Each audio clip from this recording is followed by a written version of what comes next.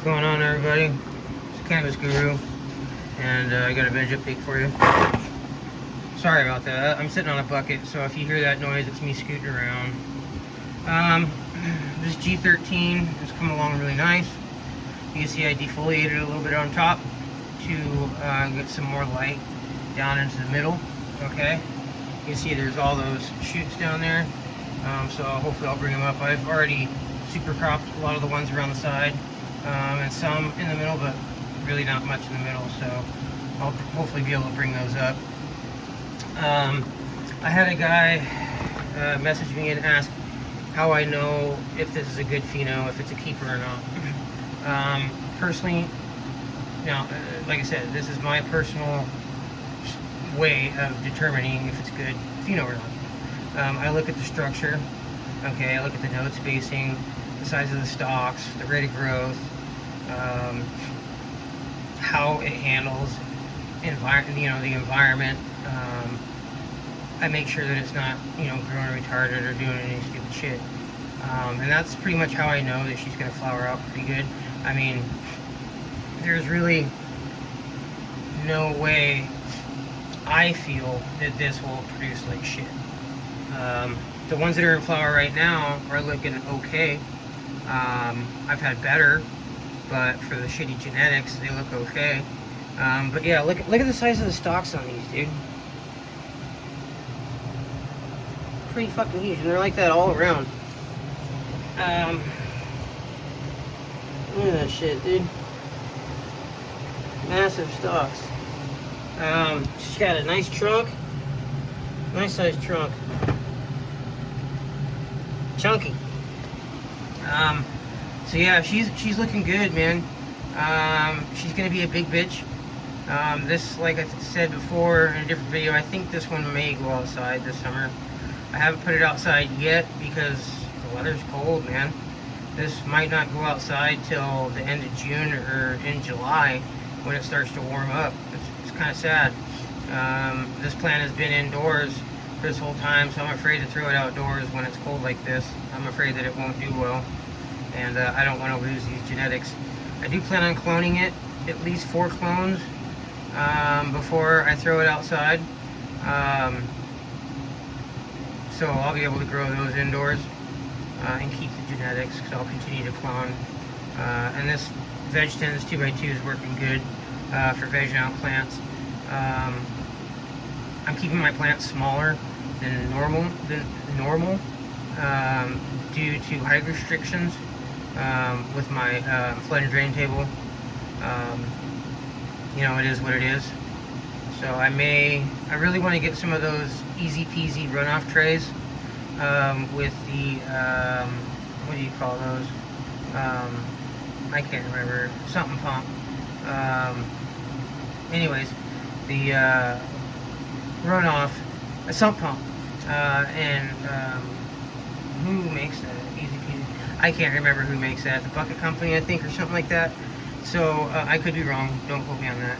But it's got the sump pump that you can buy separately, and it'll get your runoff out of your area and outside or whatever.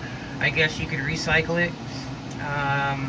Personally, I don't want to recycle that if I'm running the easy peasy runoff tray, because I'm feeding from the top, and the pH from the runoff may be different than the pH going in.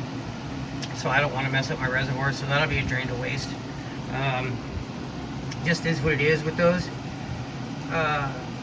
Even with me using RO water, well, it's pretty close to RO. Like I said, my ppms here are around 50 or less. So that's pretty much as close to ppm as I can get, or excuse me, RO as I can get. I do have a filter that I run things through, and I think it brings it down to like a 40 or 30 ppm, but that's not a lot, you know what I mean? So it's okay. Like I said, it's basically ppm, or it's basically yeah, I forgot what I was saying. But you can see I got a lot of tops here. Okay, a lot of tops.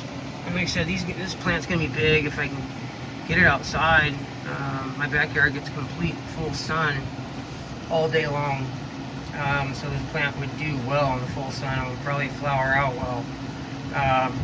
But if it gets too big, I'm not going to be able to bring it inside come fall harvest time. So I may have to harvest early depending on the weather, which would really suck. But it is what it is around here, you know what I mean? You can't really do much about the weather.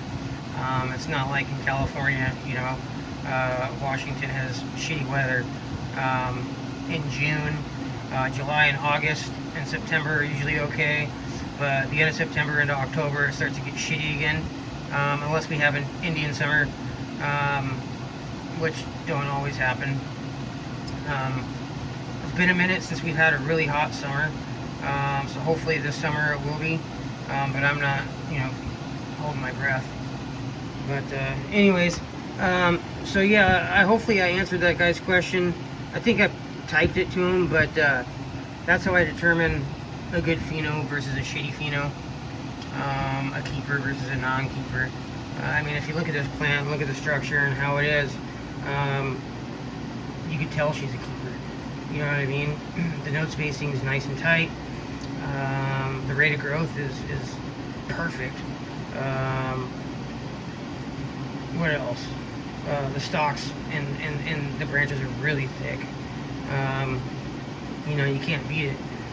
So, like I said, I think she's going to be a good producer. They say G13 produces really well.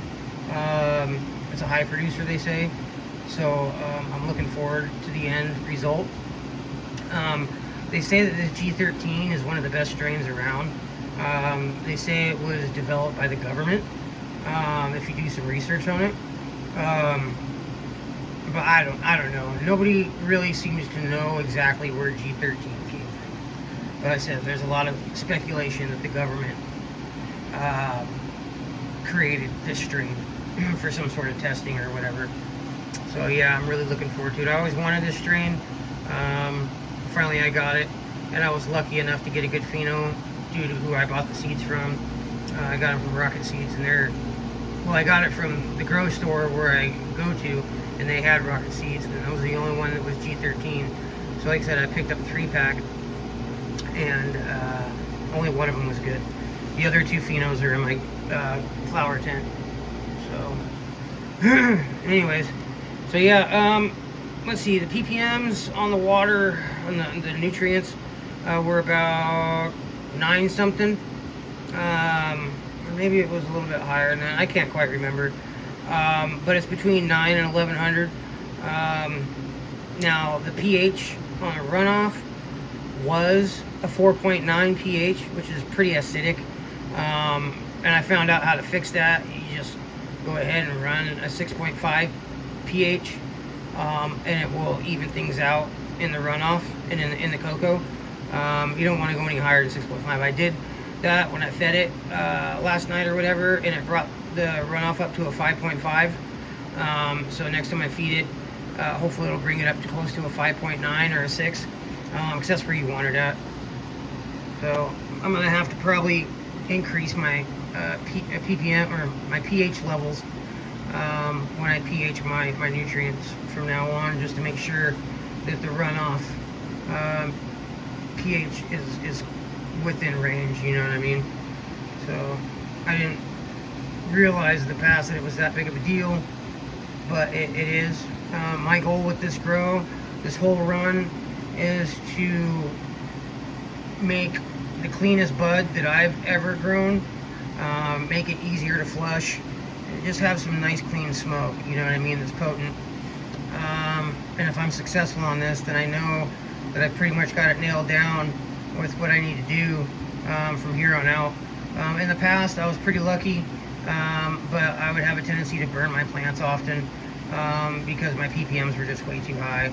But my plants were bigger, you know what I mean? I was giving them full newts, you know, 2 teaspoons of nutrients per gallon. I was giving them 5 mils of CalMag per gallon, you know, max 5 mils of silica, all kinds of shit.